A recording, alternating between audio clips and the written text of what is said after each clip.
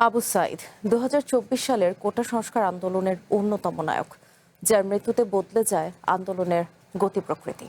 শিক্ষার্থীদের একটি সাধারণ দাবিতে গড়ে ওঠা আন্দোলন রূপ নেয় গণঅভ্যুত্থানে। পতন হয় শেখ হাসিনা সরকারের। টিয়ার গ্যাস ও লাঠিচার্জের মধ্যেই আবু সাইদের দুই হাত প্রসারিত করে দাঁড়ানো ভঙ্গি এখন জুলাই অভ্যুত্থানের আইকনিক ছবি। ২০২০ সালে বেগম রোকেয়া বিশ্ববিদ্যালয়ের ইংরেজি বিভাগে ভর্তি হন রংপুরের পীরগঞ্জ উপজেলার বাবনপুর গ্রামের আবু সাইদ। অল্প সময়ে সহপাঠীদের কাছে হয়ে ওঠেন নেতৃত্বের প্রতীক। সাধারণ শিক্ষার্থী বিশৃঙ্খলা করে নাই, কিন্তু ওনারা আসার কারণে এই বিশৃঙ্খলা হয়েছে। এই দায়ভার সাধারণ শিক্ষার্থীদের না। ২৪শে জুলাই মাসে আবু সাইদের নেতৃত্বে রোকেয়া বিশ্ববিদ্যালয়ে সংগঠিত হয় কোটা সংস্কার আন্দোলন। ১৬ই জুলাই দুপুর আন্দোলনকারী শিক্ষার্থীদের সাথে পুলিশের সংঘর্ষ শুরু হয়। টিয়ার গ্যাস ও লাঠিচার্জের মধ্যেও আবু সাইদ দুহাত প্রসারিত করে বুক চেতিয়ে দাঁড়িয়ে যান বন্দুকের নলের সামনে। আবু সাইদের দুহাত প্রসারিত করে দাঁড়ানোর এই ভঙ্গি এখন জুলাই আন্দোলনের আইকনিক ছবি। পুলিশের গুলিতে এক পর্যায়ে মাটিতে লুটিয়ে পড়েন আবু সাইদ। হাসপাতালে নেয়ার আগেই মৃত্যু হয় তার। আবু সাইদের মৃত্যু জুলাই আন্দোলনকে আরো বেগবান করে। বিক্ষোভের আগুন ছড়িয়ে পড়ে সারা দেশে।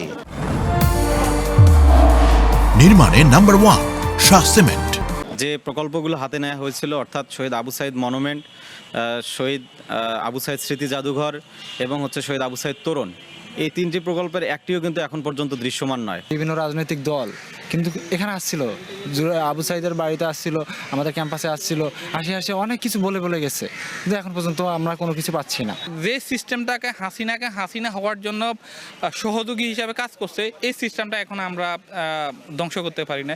এখনো ছেলের কবরের পাশে দাঁড়িয়ে অপলক দৃষ্টিতে তাকিয়ে থাকেন মা মনোয়ারা বেগম। পরিবারের দায়ের করা মামলার রায় হলেও সেই রায়ে সন্তুষ্ট নন তারা।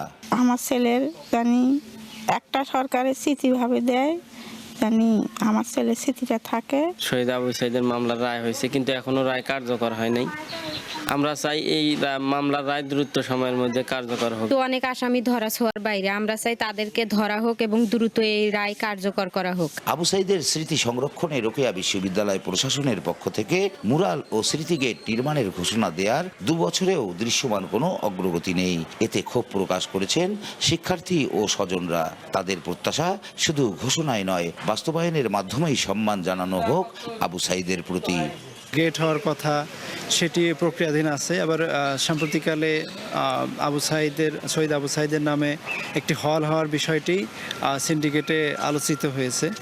সার্বিকভাবে এটা প্রক্রিয়ার মধ্যে আছে। বিশ্ববিদ্যালয়ের উপাচার্য বলছেন, প্রশাসনিক কার্যক্রম সম্পন্ন করতে কিছুটা সময় লাগলেও শিক্ষার্থীদের উত্থাপিত দাবিগুলো দ্রুত বাস্তবায়নে কাজ করছেন তারা। অল্প সময়ের মধ্যেই দৃশ্যমান অগ্রগতি হবে। ইতিহাসে তাদের যে অবদান রাখার জন্য শিক্ষা মন্ত্রণালয়ের কাছে আমরা তুলে ধরেছি, সেটা প্রক্রিয়াধীন অবস্থায় আছে। আর জাদুঘরের বিষয়টা, এটা ইউজিসির নিকট প্রক্রিয়াধীন আছে। এখানে আমাদের ব্যত্যয় নেই। প্রশাসনিক কাজগুলো করতে গেলে একটু সময় সাপেক্ষ লাগে।